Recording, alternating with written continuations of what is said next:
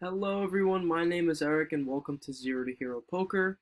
I'm making this YouTube channel to document my journey through poker and share what I'm learning and hopefully help other people learn about poker and become better players.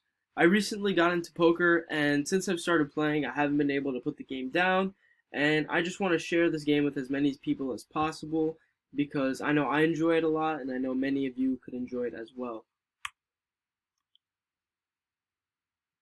Before we get into things though, I want you guys to check out my website. The URL is zerotoheropoker3.wordpress.com. I'm going to be posting some great content on there covering all aspects of poker, and I'd love to interact with you guys on it. So I really recommend checking it out, and if you want to get better at poker, this is definitely a place to be. Well, what is poker? Poker is a very popular card game that's played across the world by many people, and Texas Hold'em is the most popular variation of this game. Well, what is Texas Hold'em? In Texas Hold'em, two cards known as hole cards are dealt face down to each player, and then five community cards are dealt face up in 3 stages. And your aim is to make the best hand with at least one of your hole cards and at least 4 of the community cards. The stages of the game are pre-flop, flop, river, and turn. On the flop, 3 community cards are dealt. On the turn, 1 community card is dealt, and the river, again, only 1 card is dealt. Players have the option to call the blind, raise it by a minimum of 2 times the current price, or check if they don't want to place any additional money and want to move on to the next turn. The best hand in the game wins all the money, which is also known as the pot. Pretty much your aim is to make the best hand over your other competitors. Well, poker hand rankings are what determine which hand is the best in a certain situation. So the lowest possible hand that you could have is a high card, and the cards are ranked with a 2 being the lowest possible card, and an ace being the highest possible card. So ace high is the highest type of high card you could get. Then there's a pair, which is 2 cards that are the same. So if you have a 2 and then a 2 comes out on the flop, turn, or river, then you have a pair of 2s. You can also be dealt a pair, which is also known as a pocket pair. So that's if you're dealt 2 of the same card. Then there's a 2 pair, which, as you can see in the name, it's just 2 pairs. Then there's trips, which is 3 of the same rank. Then there's a straight, which is 5 cards in a row. And something that is important to note is that there is no wrap around straight, meaning you can't do king, queen, ace, 2, 3. That doesn't work. And the lowest possible straight is, as you can see on the screen, 2, 3, 4, 5, 6. And the highest possible straight is 10, jack, queen, king, ace. Then there's a full house, which is trips and a 2 pair combined. Then there's quads, which is 4 of the same card. Then there's a straight flush, which could be any possible straight, but it has to be all the same suit. And then there's a royal flush, which is the best possible hand in poker, and it's extremely hard to get. So if you ever see it, you're super lucky. But a straight flush is the highest possible straight and a flush at the same time, which is very exciting if you can hit this hand. What are blinds? Blinds are a blind bet that is required to be paid before the hand starts. So pre-flop, there are 2 blinds, the small blind and the big blind. The small blind has to pay half of the big blind, and the big blind is determined by the players before the game. Big blinds are important because they affect the stakes that the game are being played at. So the higher the blinds, the larger the buy-in is. So if you're going to play a game that's, for instance, $1, $2, the maximum buy-in is $200. So you can see that the price of poker can get pretty hefty, but these prices are usually only found at casinos.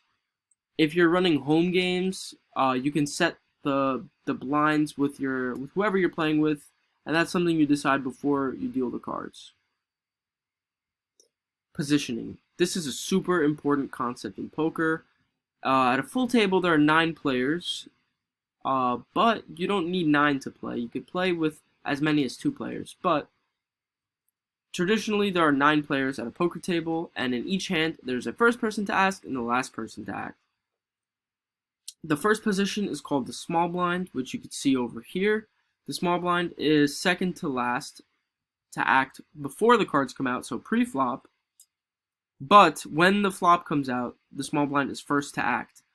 The big blind is last to act pre-flop and second to act when the flop comes out. The under the gun player is first to act when the flop comes out.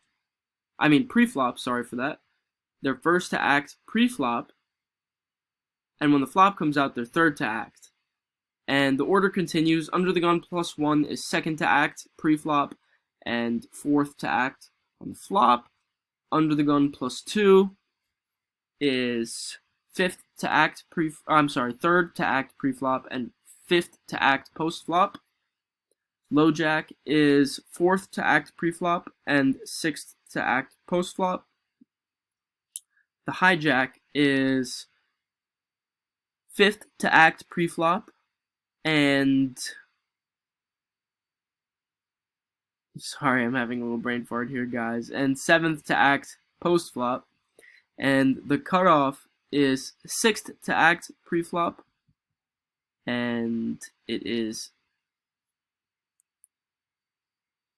eighth to act post-flop, and the button is third to last to act pre-flop, and it is last to act post-flop, meaning when you're on the button, you can play the largest variety of hands because you have the advantage of seeing what everyone else does before you, and this can affect the decisions that you make.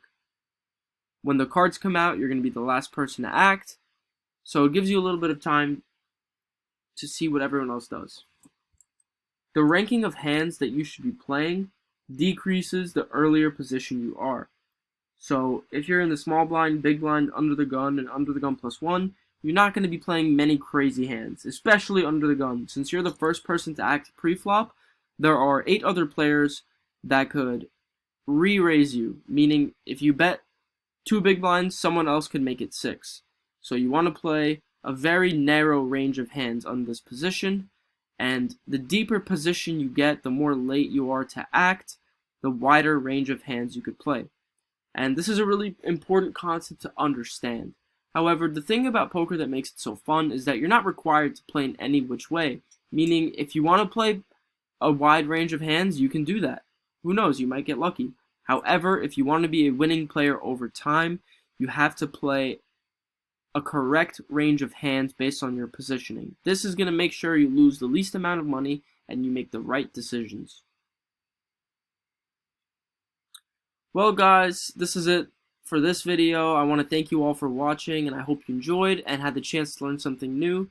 Make sure to like, subscribe, and check out my website for more awesome poker content.